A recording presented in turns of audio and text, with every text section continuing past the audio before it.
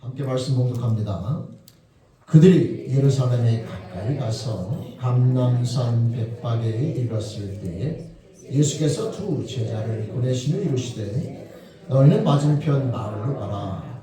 그리하면 곧 매인 나귀와 나귀 새끼가 함께 있는 것을 보리니 풀어 내게로 끌고 오라. 만일 누가 무슨 말을 하거든 주가 쓰시겠다 하라. 그리하면 즉시 보내리라 하시니 이는 선지자를 통하여 하신 말씀을 이루려 하심이라. 일렀으되 시온 딸에게 이르기를 내 왕이 내게 임하나니 그는 겸손하여 나귀 곧 멍에 매는 짐승의 새끼를 탔도다 하라 하였느니라. 제자들이 가서 예수께서 명하신 대로 하여 나귀와 나귀 새끼를 끌고 와서 자기들의 겉옷을 그 위에 얹으매 예수께서 그 위에 타시니 무리의 대다수는 그들의 겉옷을 길에 펴고 다른 이들은 나뭇가지를 베어 길에 펴고 앞에서 가고 뒤에서 따르는 무리가 소리 높여 이르되 호산나 다윗의 자손이여 찬송하리로다. 주의 이름으로 오시는 이는 가장 높은 곳에서 호산나 하더라. 아멘. 우리 함께 기도드리시겠습니다. 하나님 아버지 감사합니다. 한 주간도 사랑과 은혜 가운데 살아온 저희들 오늘 시간 주님의 날 주님 전에 함께 모여 감사함으로 한마음으로 예배드리며 나아갈 때 이 시간 생명의 말씀 앞에 마음을 열고 나온다니 이 말씀을 통하여 저희를 향하신 하나님 아버지의 사랑과 은혜와 선하심을 깨닫게 도와주시옵소서. 깨달아 이 시대 가운데 믿음으로 순복하여 승리하는 자녀들에게 소나온다니 허락하여 주시옵소서. 예수님 이름으로 의탁드리며 기도드립니다. 아멘. 반갑습니다. 오늘 주님의 날 주님 전에 우리 함께 모여 하나님 아버지 앞에 한마음으로 감사함으로 예배드리며 나가는 저와 여러분 모두에게 우리 하나님 아버지의 은혜와 평강의 축복이 함께 하시기를 주님의 이름으로 축원드립니다. 아멘. 여러분 오늘은 2024년도 종려주일을 맞이해서 그 종려주일 감사를 하나님께 드리게 됩니다. 여러분 우리는 매년마다 이 기독교의 절기로서 종려주일을 지키게 되는데 과연 이 종려주일이 우리가 지키는 의미가 무엇이며 그것이 우리들에게 어떠한 영적인 의미를 갖는가를 우리가 이해할 필요가 있습니다. 왜냐하면 이 한 시간의 절기로서의 예배는 큰 의미가 없는 것이고 하나님께서 우리로 하여금 이 종려주일을 지키며 나가게 하실 때에는 그것이 우리들에게 영적인 유익한 의미가 있기 때문에 그런 것인데 과연 그 의미가 무엇인가를 깨달아 종려주일의 참된 의미를 깨닫고 그 깨달음대로 하나님 보시기에 의미 있는 종려주일을 온전히 지키며 나가는 것이 중요하다 말씀드릴 수가 있겠습니다. 여러분 그렇다면 오늘 이 시대에 저와 여러분들이 이 종려주일을 지키며 나아갈 때 그 의미가 무엇인가 함께 말씀을 통하여 나눠보려고 합니다.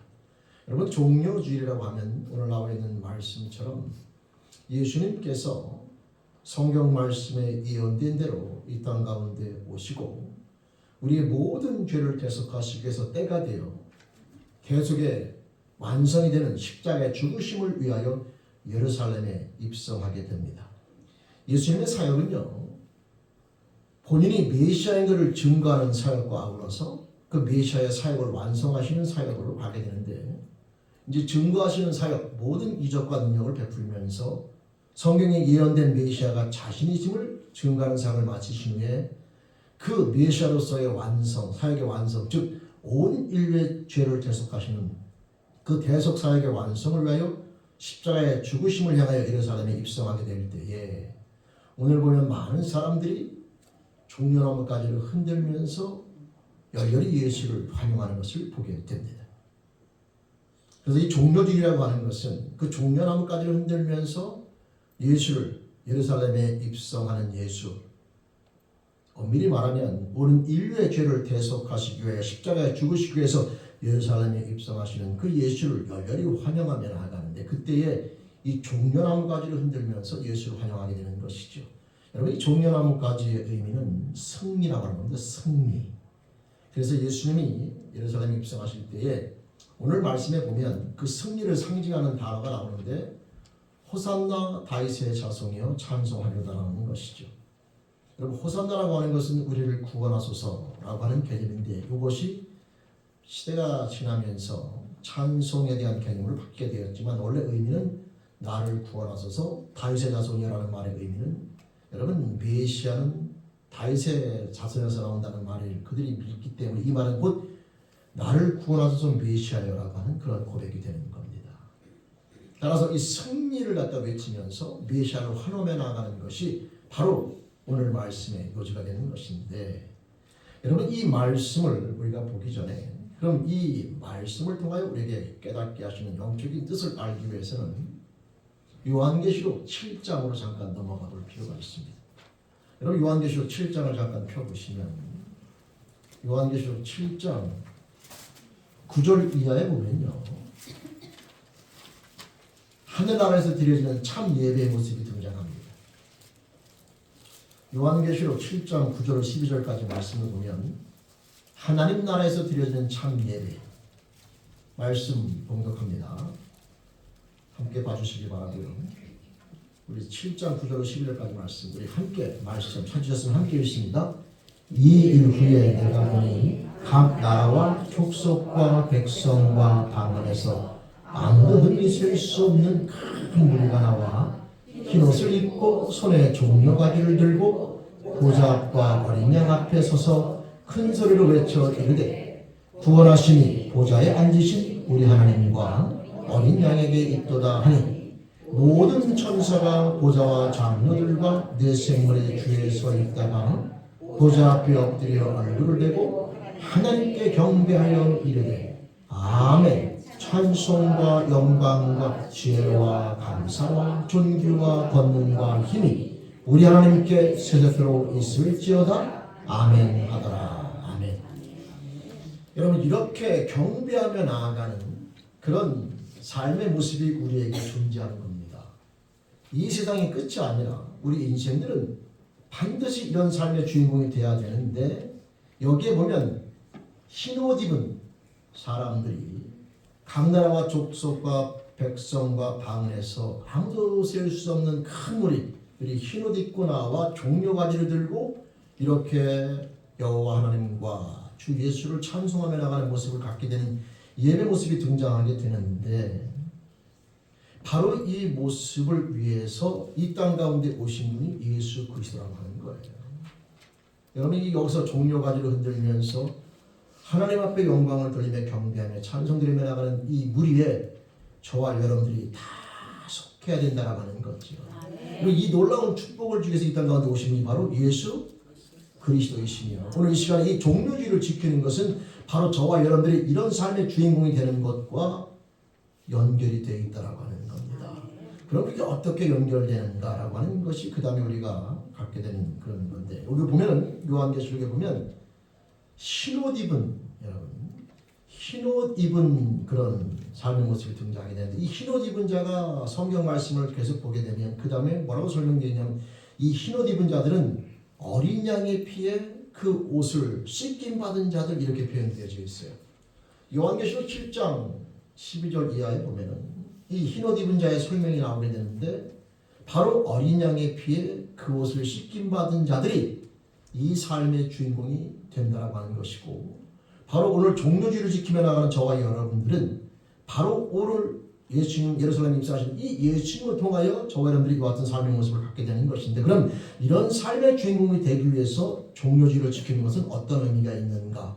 오늘 말씀을 통해서 한 가지는 이렇게 해야 되고 다른 한 가지는 그렇게 해서는 안 된다라고 하는 이 두 가지의 차이점을 우리가 나누면서 이 말씀을 함께 보려고 합니다. 여러분 요한계시록 7장 9절 이하에 나와 있는 하나님을 경배하며 그 나라에서 하나님 앞에 영적인 예배를 드리며 나아가는 주인공이 되기 위해서 오늘 저와 여러분들이 이 종려주의를 지키며 나아갈 때에 오늘 이스라엘 백성 예루살렘에 입성하시는 예수님을 열렬히 환영하며 이스라엘 백성들처럼 저와 여러분들 또한 예수님을 그렇게 영접하며 나아가되 오늘 아까 말씀드린 것처럼 이들은 다윗의 자손이라고 고백하면서 예수를 메시아로 영접하고 나아가고 있는데, 저와 여러분들 또한 이 땅 가운데 살아가며 나아갈 때에 예수님을 내 인생의 메시아로 그리스도로 고백하며 나가는 믿음의 결단이 반드시 있어야 된다는 사실을 오늘 종료제를 통하여 깨닫고 그 삶의 고백이 드려지기를 주님의 이름으로 부탁 축원드립니다.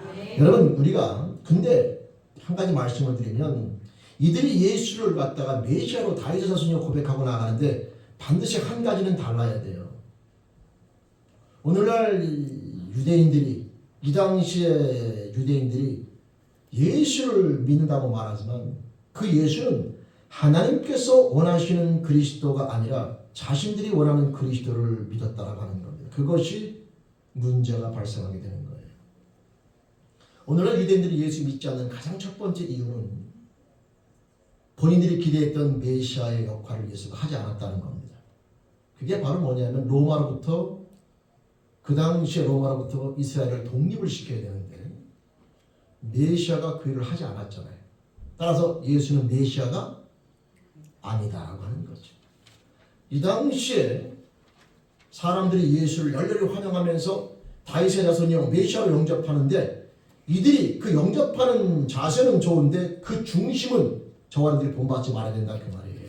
바로 뭐냐면 그 예수를 정치적인 메시아로 영접하는 자세. 그 오늘날 어떤 의미가 있냐면요, 사람들은 오늘날 교회 나와서 신앙생활하며 예수 믿는다고 말하지만 그 예수를 내 생각과 내 뜻과 내 욕심을 채워주는 예수로 내가 만들어 놓고 믿을 때가 있어요. 다시 말하면 오늘날 우리들이 예수 믿는 모든 삶의 자세가 그 당시에 이스라엘 백성들이 마치 예수를 정치적인 메시아로서 로마로부터 자신들을 건져내줘야지만이 메시아인 것처럼 받아들이는 그런 사고 속에서 오늘도 백성들이 열렬히 예수를 환영하지만 그 중심에는 이 예수가 이제 예루살렘에 올라와서 통일하고 다시 예루살렘을 회복하면서 로마로부터 자신들을 건져내 줄 것처럼 그렇게 생각했던 그런 생각이었는데, 오늘날도 교회 다니는 많은 사람들이 예수를 믿고 열렬히 환영하는 것 같지만 그 예수를 자기가 만들어 놓은 어떤 그런 이미지를 가지고 하나님이 우리에게 허락하시는 예수가 아니라 내가 만들어 놓은 예수를 내가 마음대로 만들어서 내가 그걸 믿고 예수의 이름과 하나님의 이름을 부르긴 하나 정작 하나님께서 원하시는 예수의 모습이 아니라 내가 만들어 놓은 거짓 예수를, 여러분 잘못된 예수를 정말 예수로서 우리가 맞이하면서 내 마음대로 움직이고 내 뜻대로 움직일 수 있는 그런 예수를 우리가 메시아로서 받아들이는 그런 모습이 오늘날 교회 가운데 존재한다고 하는 겁니다. 여러분, 종료주의를 맞이해서 우리들이 주님 앞에서 다시 한번 자신을 돌아보면서 매년마다 종료주의를 예배를 드리는 것은 그것을 깨닫지 아니하면 큰 의미가 없어요. 그러나 그것을 깨달을 때 이 종료주의의 의미는 우리에게 의미있게 다가오게 되는데, 첫 번째, 이 종료주의를 맞이하여 이 땅 가운데 우리의 죄를 대속하시기 위해서 오신 예수 그리스도를 내 인생의 영적인 주인으로 모시며 나가는 믿음의 결단이 있어지기를 다시 한번 주님의 이름으로 부탁드리면서, 아직 그 삶 가운데 나아가지 아니한 자는 지금이라도 종료주의를 맞이해 다시 한번 예수를 열렬히 환영하는 이스라엘 백성들처럼 내 인생 가운데 예수를 영적인 메시아로 온전히 영접하며 고백하며 나가는 믿음의 결단이 있어지기를 주님의 이름으로 부탁 축원드립니다. 여러분, 그러나 내가 예수를 믿는지 안 믿는지 모른다 싶으면 안 믿는 거예요. 여러분, 예수에 대한 믿음은 왔다 갔다 하는 게 아니라 불확실한 게 아니라 명확합니다. 내가 성령을 받았는지 안 받았는지 모르는 것 같고, 내가 예수를 믿는 것 같다가 안 믿는 것 같다가 왔다 갔다 하면 아직 예수님과의 만남이 이루어지지 않은 겁니다. 다시 스스로 정립하여 오늘 종료주의를 맞이해서 이 이스라엘 백성처럼 예수를 다윗의 자손이여 열렬히 여러분 고백하면서 그 예수를 메시아로 고백하며 나가는 믿음의 결단이 있어지되, 중요한 것은 이들처럼 자기들의 입맛에 맞는 메시아로서 예수를 영접하는 것이 아니라 하나님께서 주시고자 하는 참된 영적인 의미를 가진 메시아를 올바로 여러분 영접하며 나가는 저와 여러분들의 지혜로운 결단이 있어지기를 주님의 이름으로 부탁 축원드립니다. 여러분, 예수를 하나님께서 우리에게 허락하신 참 메시아, 내가 만든 메시아 말고 하나님께서 보내신 메시아를 진짜 내가 믿게 되면 우리 삶 가운데 어떠한 열매들이 따르게 되는가, 오늘 예수님에 대해서 뭐라고 얘기하냐면 겸손하여 낙이 곧 멍에 매는 짐승의 새끼를 탔다. 그래서 겸손의 왕, 평강의 왕으로 예수를 묘사하게 되는데요. 오늘 이 나귀를 잠깐 보면 여러분 원래 나귀는 짐을 실어나르는 데 주로 많이 씁니다. 말은 사람이 타지만 나귀는 주로 짐을 실어나르는데 오늘의 나귀는 옛날 나귀하고 달라요. 사람들이 얼마나 자신을 환영해 주는지 몰라요. 옛날에 짐을 옮길 때는 잘못 옮기면 회초리 맞기도 하고 주인한테 혼나기도 하고 이렇게 여러 가지 구박을 받았는데 오늘 이 나귀는 많은 사람들이 열렬히 환영합니다. 왜 환영할까요? 그 등에 누가 타고 있어요? 예수님이 타고 있는 거죠. 여러분 이 말씀을 통해서 저와 여러분이 정말 예수를 온전히 영접하고 믿고 영적인 메시아로 우리가 믿고 살아가는 자의 특징이 바로 뭐냐면 바로 이 나귀처럼 예수를 등에 쥐고 나아가는 자인데 그래서 여러분 하나님 앞에 영광스러운 존재로 서게 되는 자인데 그럼 예수를 등에 지었다는 말의 의미를 오늘 말씀으로 표현하면 저 여러분들의 삶 가운데 예수님, 겸손의 왕이신 예수님과 평강의 왕이신 예수님 내 등에 타게 되면 저와 여러분 또한 겸손과 평강의 모습으로 승리하는 주인공이 되어야 된다 그 말이지. 여러분 이 겸손이라고 하는 것이 참 어렵습니다. 근데 겸손은 자기를 낮추는 게 겸손이라고 생각하지만 자기를 낮추는 게 겸손이 아니에요. 겸손은 상대방을 높여야 되고 영적으로는 하나님을 높여야 겸손인 겁니다. 그게 무슨 차이가 있냐 하면 사람들은 내가 뭘 할 수 있으니까 절 못한다 이렇게 말하는 것 같은 속으로는 내가 너보다 낫다 라는 생각을 하면서 말은 그렇게 해요. 겉으로 보기엔 겸손한 것 같잖아요. 저 같은 사람이 뭘 할 수 있습니까? 이렇게 겸손한 것 같은데 속에서는 그게 아니에요. 속에서는 내가 너보다 낫다 라고 생각하면서 말은 그렇게 하죠. 그러니까 자기를 낮추는 것 같은데 그 낮춤으로 말미암아 자기가 높아지려고 하는 목적이 있는 거죠. 그 겸손을 가정한 교만의 또 다른 모습인 겁니다. 진정한 겸손은 그분을 높이는 거예요. 그럼 나는 자연히 낮아지게 되겠죠. 상대방을 높이면 나는 낮아지는 겁니다. 나를 낮아지는 데 포인트를 두다 보면 내가 높아지기 위해서 낮아진 척하는 사람들이 많이 있어요. 그건 겸손을 가정한 교만의 모습이거든요. 그건 오늘날 우리들이 겸손을 생각할 때 자기 낮추는 것에 포인트를 맞출 때가 있지만 예수님은 항상 하나님을 높이는 데 삶을 살아가는 것이고 그 겸손의 가장 중요한 모습은 바로 순종이라고 하는 겁니다. 여러분 저와 여러분의 믿음 생활하며 나아갈 때에 예수 그리스도를 온전히 영적 메시아로 영접하며 나아가는 자들은 삶 속에서 항상 하나님을 높이며 자신을 갖다 그 말씀 가운데서 순종하며 나아감으로 자신을 정말 겸손한 모습으로 나아가는 그런 삶 가운데 승리하게 되어 있는지 저와 여러분의 삶의 모습이 바로 그런 삶의 주인공이 될 수 있기를 주님의 이름으로 부탁 축원드립니다. 그런 모습으로 살아가는 자들이 항상 겸손한 것이고 하나님께서는 그런 삶의 모습을 우리가 살아가는 자들을 하나님 나라에서 영광스러운 자녀로 함께 들어가는 축복을 우리가 허락해 주신다고 하는 겁니다. 여러분 사람이요 겸손한 사람들은 내 삶 가운데 무엇인가 이루어지면 그게 하나님 앞에 영광을 돌려요. 무엇인가 잘못되면 자신에게 문제를 찾습니다. 교만한 자는 잘 되면 내 탓이고 못 되면 남의 탓이고 겸손한 자는 잘 되면 하나님께 영광이고 뭔가 잘못되면 내가 혹시 뭔가 부족한 게 있는가를 살피게 되는 거죠. 여러분 우리가 믿음 생활하며 나아갈 때에 저와 여러분들이 항상 하나님의 뜻 가운데 겸손한 모습 가운데 주님처럼 주님을 내 등에 미고 가는 나귀처럼 이제 인생의 무거운 짐이 아니라 예수를 내 삶의 주님을 모신 자가 되어 이 땅 가운데 하나님을 높이며 하나님의 은혜 가운데 항상 깨어 승리하며 나가는 겸손의 모습을 통하여 순종의 모습을 통하여 오늘 요한계시록에 등장하는 이 아름다운 예배자의 주인공의 모습으로 설 수 있기를 다시 한번 주님의 이름으로 부탁 축원드립니다. 여러분 나는 못났고 나는 못하고 이건 하나님이 원하시는 모습이 아니에요. 하나님은 우리 그리스도인들이 당당하길 원합니다. 근데 당당하길 원하는데 교만하지 말아야 돼요. 그게 무슨 말이냐면 내가 모든 걸 소유해도 항상 하나님의 은혜라는 사실을 잊지 않으면 그것은 올바른 겸손이나 내가 조그만 걸 가져도 다 내 능력과 내 자랑거리가 되면 그것은 교만한 겁니다. 나는 못하고 나는 못생겼고 나는 못났고 나는 무지랭이고 여러분 이거는 겸손한 게 아니에요. 그것은 자기를 비하시키는 것인데 창조자의 자녀인 우리들은 절대 그런 겸손을 요구하는 게 아닙니다. 우리는 창조자의 자녀로서 당당하셔야 돼요.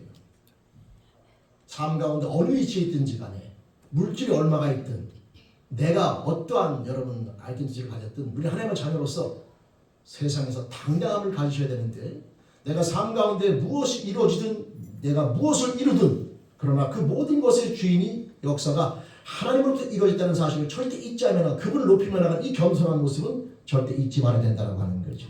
그러니까 나를 낮추는 게 겸손이 아니라 모든 것이 그분의 은혜임을 알고 그분을 높이는 것이 겸손한 사실을 잊지 마시면서 이 두 가지를 잘 깨달아 절대 자기를 비하시키면서 자기가 쓸모없는 자처럼 얘기하는 엉뚱한 세상에서 말하는 겸손이 아니라 정말 하나님의 자녀로서 내가 모든 것을 행하되 내가 무엇이든지 간에 하나님의 은혜임을 깨달으면서 그 앞에 영광을 돌리며 그 은혜 앞에 당당으로 나아가는 참된 겸손을 소유한 예수의 영적 메시아로 영접한 삶의 주인공 저와 여러분들 지혜로운 삶이 될 수 있기를 주님의 이름으로 간절히 부탁 축원드립니다.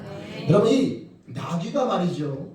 무거운 짐을 지고 가다가 예수를 등에 지고 가니 열렬히 환영을 받습니다. 성경을 마태복음 11장 28절 이하에 보면 예수님께서 인생들을 초대하실 때에 수고하고 무거운 짐진 자들아 다 내게로 오라 그렇게 초대하시잖아요. 우리 인생이 그렇게 수고하고 무거운 짐을 지고 살았던 존재들인 겁니다. 그럴 때는 구박받고 그럴 때는 여러분 채찍에 맞고 그럴 때는 욕을 먹기도 하고 그럴 때는 꾸지람을 듣기도 했으나 이제 예수를 등에 짊어지고 나아갈 때는 모든 사람이 환영하며 나아가는데 바로 이 환영의 모습이 저와 여러분들이 천국에 들어갈 때 천군 전사가 저분들을 열렬히 환영하며 나가는 그런 모습을 우리에게 연상하게 된다 그런 거죠. 여러분 근데 수고하고 무거운 짐 인생들이라고 말할 때에 그 수고하고 무거운 짐의 특징이 바로 뭐냐면 내 인생의 주인이 나라고 하는 이 죄의 짐을 가리키는 것으로서 모든 사람들은 한 명도 예외가 없이 예수를 그 등에 짊어지고 예수를 주인으로 영접하기 전까지는 다 수고하고 무거운 짐을 지게 되어 있습니다. 미안하지만 갓난아이도 그 수고하고 무거운 짐이 있고 나이 80, 90 넘으신 분도 수고하고 무거운 짐이 있으며 젊은 처자와 젊은 청년들 관계없이 우리 인생들은 다 스스로가 하나님 자리에 앉아서 자기 스스로가 모든 것들을 해결해야 되고 자기 스스로가 모든 것들을 갖다가 만들어가야 되며 한 치 앞도 내다볼 수 없는 인생으로서 창조자의 노릇을 하며 나아가는 이런 수고하고 무거운 짐을 인생 다 지고 살아가는 게 그 삶이라고 하는 거예요. 얼마나 고달프고 힘이 드는지 모릅니다. 여러분 그럴 때는 우리에게 주어지는 것은 끊임없는 삶 가운데 염려, 근심, 걱정, 불안 이 모든 것들이 우리에게 엄습해 있으나 이제 오늘 나와 있는 말씀처럼 예수 그리스도를 열렬히 환영해 우리의 인생으로 메시아로 영접하게 되면 이제 우리의 인생의 주인이 내가 아니라 내 등에 예수를 짊어지고 예수를 태우고 나가게 되면 인생의 주인이 나에서 주님으로 바뀌게 되면 저와 여러분들은 이제 평강의 왕이 된 주님을 우리가 모시면서 삶 가운데 걱정, 근심, 염려가 아니라 평강으로 승리하는 주인공으로 이 땅 가운데 살아가다 중풍이 안기는 주인공이 된다고 하는 겁니다. 네. 여러분 이 종료주의를 지킨다는 것은 바로 예수와의 나와의 관계 예수와의 나와의 관계를 다시 한번 잘 정립하면서 이 땅 가운데 오셔서 우리에게 수고하고 무거운 짐을 다 해결해 주시고 저와 여러분들로 하여금 이제 예수를 인생의 주인으로 삼아 하나님 말씀과 순종하며 나아감으로 말미암아 삶 가운데 평강을 누리며 나아가며 또 매일매일 모든 것을 하나님의 은혜임을 깨달은 자도 겸손함으로 나아가며 이 땅 가운데 승리할 뿐만 아니라 이 세상을 떠난 후에 끝이 아니라 이 요한계시록 7장에 나와 있는 영적인 주인공인데요. 그 나라에서 그분과 함께 그분을 찬양하며 영원히 살아가는 주인공에 대해서 오신 이 땅 가운데 오신 예수 그리스도 바로 그 예수 그리스도를 인생의 주인으로 영접하며 나가는 멋진 결단이 있어지는 것이 이 종료주의의 의미며 또 이미 예수를 영접한 자들은 저와 여러분들 다시 한번 돌아보면서 주님 앞에 우리에게 은혜를 주신 주님의 사랑과 은혜 가운데 잊지 않고 다시 기억하면서 감사로 나가는 시간이 바로 이 종료주의의 의미가 된다고 하는 것이죠. 사랑하는 성도 여러분, 그래서 이 시간에 예배드리며 나가는 우리 성도님 가운데는 두 종류의 종료주의의 의미가 존재해요. 첫째는 아직 예수 그리스도를 영접하지 아니한 자, 오늘 나와 있는 이스라엘 백성들처럼 예수 그리스도를 내 인생의 메시아, 영적인 메시아로 온전히 영접하여 하나님이 주시고 다른 아름다운 삶의 주인공으로 변화되는 결단이 있어지길 바라며 이미 그 예수 그리스도를 주로 영접하여 하나님과 함께 살아가는 인생들은 그 놀라운 은혜를 허락하신 하나님의 은혜를 다시 한번 이 종료주의를 생각하면서 다시 한번 그 은혜를 기억하여 하나님 앞에 감사함으로 고백드리며 나가는 이 시간이 될 수 있기를 주님의 이름으로 부탁 축원드립니다.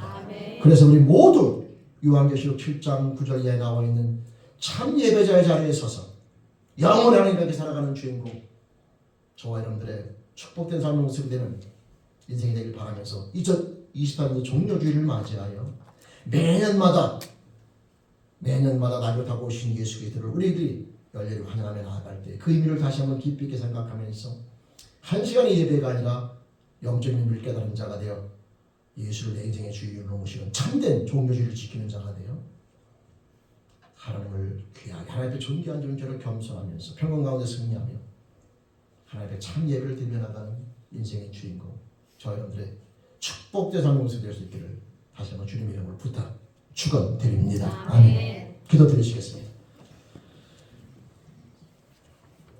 하나님 아버지 감사합니다. 예수 그리스도를 이 땅 가운데 보내주셔서 저희들의 모든 죄를 대속하여 주시며 하나님을 아버지라 부르며 나가는 축복을 주신 하나님 아버지 감사합니다.